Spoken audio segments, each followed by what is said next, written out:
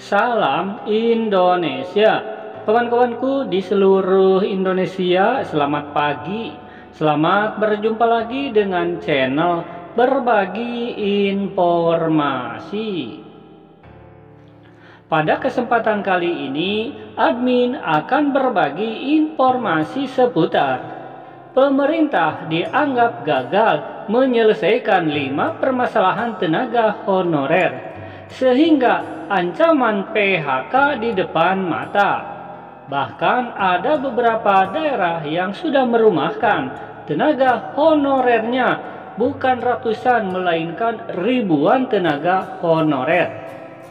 Penasaran dengan informasi ini? Daerah mana ya yang sudah merumahkan tenaga honorer terhitung Januari 2023? Dan 5 permasalahan apa ya yang dianggap gagal pemerintah tidak bisa menyelesaikan permasalahan honorer tersebut?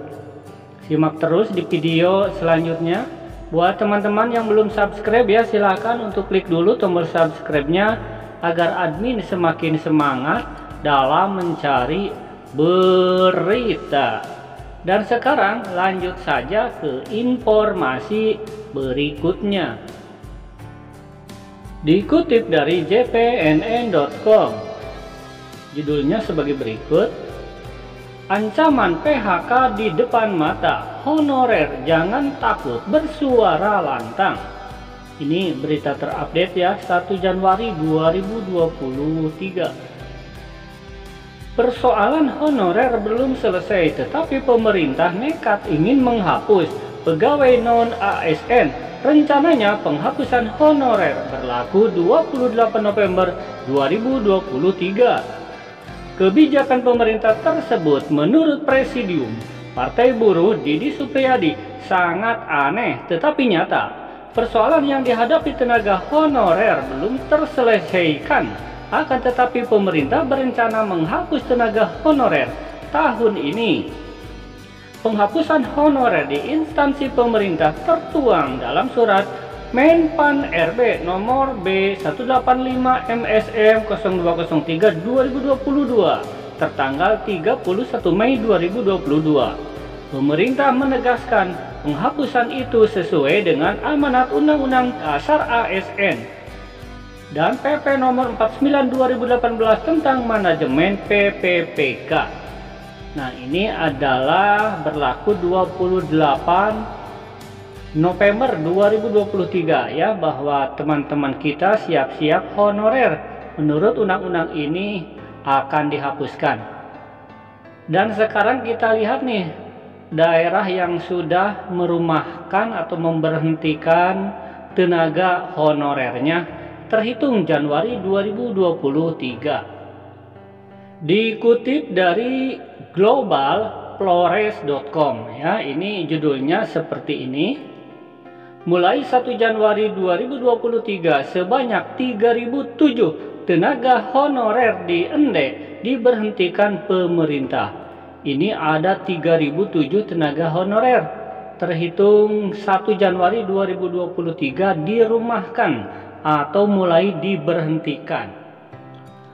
Globalflores.com terhitung 1 Januari 2023 sebanyak 3007 tenaga honorer yang bekerja di lingkungan pemerintah Kabupaten Ende diberhentikan oleh pemerintah Kabupaten Ende.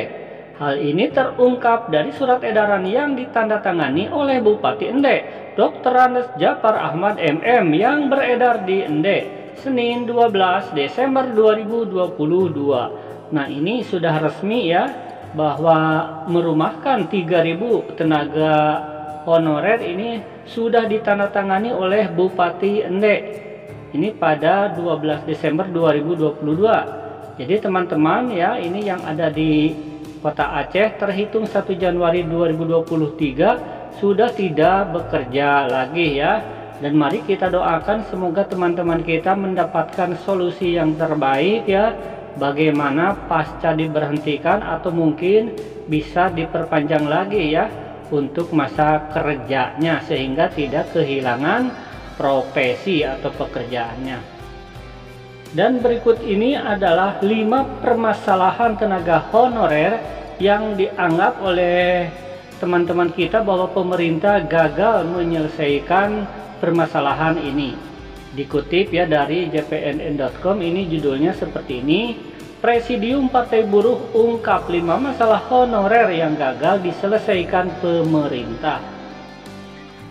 5 permasalahan yang dianggap gagal tersebut, untuk yang pertama adalah tentang status ya, dimana kita tahu bahwa status tenaga honorer kebanyakan tidak jelas, hanya mendapatkan surat keputusan dari atasan langsung, bukan surat keputusan dari pejabat yang berwenang atau PPK ya, pejabat pembina kepegawaian.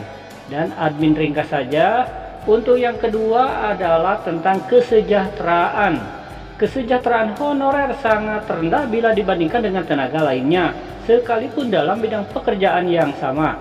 Hal ini terlihat dari pendapatan gaji per bulannya. Banyak honorer mendapatkan gaji di bawah UMR. Yang paling menyedihkan, kata Didi Supriyaji, tenaga honorer guru, masih banyak yang gaji bulanannya di bawah Rp500.000.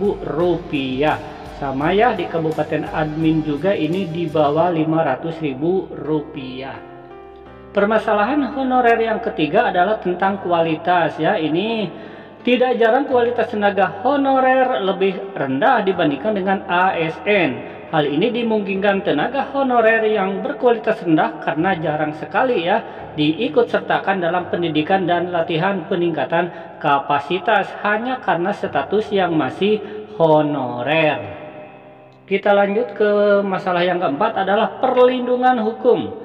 Menurut Didi Supriyaji ya, tenaga honorer rawan mengalami persoalan hukum saat menjalankan tugas pengabdiannya. Bila terjadi kesalahan, tenaga honorer lebih mudah kena sanksi dan berujung pemecatan. Permasalahan honorer yang kelima adalah tentang jaminan sosial. Jaminan sosial dalam hal ini menyangkut jaminan kesehatan, kecelakaan kerja, kematian, hari tua, dan pensiun. Untuk jaminan kesehatan umumnya diikut sertakan dengan BPJS Kesehatan, baik sebagai peserta bayar iuran maupun bukan peserta bayar iuran. Untuk BPJS ya, di Kabupaten Admin ini tenaga honorer diberikan gratis ya, artinya pajak atau iurannya ditanggung oleh kabupaten. Dilema yang terjadi pada guru honorer yang mau ikut peserta BPJS Kesehatan Mandiri tidak cukup bayar iuran. Di sisi lain, masyarakat dianggap sebagai orang yang bekerja di pemerintahan, tetapi instansi tempat bekerja tidak mendaftarkan sebagai peserta BPJS Kesehatan. Kemudian ini tentang jaminan kecelakaan kerja, kematian ya, sebagai pemerintah pusat, provinsi maupun kabupaten kota ini telah mendaftarkan tenaga honorer sebagai peserta melalui BPJS Ketenaga Kerjaan. Kemudian untuk jaminan hari tua dan jaminan pensiun, hampir seluruh tenaga honorer tidak diikut sertakan oleh pemerintah pusat, provinsi maupun kabupaten kota ya, terang Didi Supriyaji.